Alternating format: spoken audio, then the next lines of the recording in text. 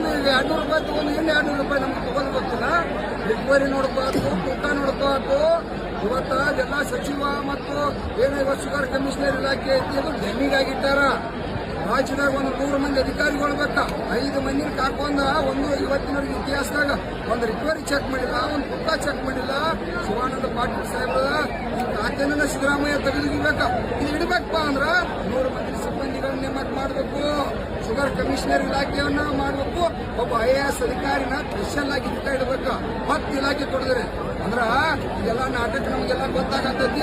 ಅದಕ್ಕಾಗಿ ಲಕ್ಷಾಂತರ ಸಂಖ್ಯೆಯಲ್ಲಿ 10 ಲಕ್ಷ ಸಂಖ್ಯೆಯಲ್ಲಿ ಕಬ್ಬು ಬೆಳೆಗಾರರು ಇವತ್ತು ಸೇರಿದಾರೆ ಅಂತೇಳಿ ಅವ್ರಿಗೆ 200 ಹೋಗಿ ಇವತ್ತು 400 ಲಾಭ ತಗೋತು. ನಿಮ್ಮನ್ನು ಕೂಡ ರೊಕ್ಕ ಕೇಳತ್ತು ಎಲ್ಲ ಶನಿಯಾರಗೀಗ ನಮಗೆ ಮೋಸ ಮಾಡಿ ನೀವು ಬದುಕ್ಬೇಡ್ರಿ.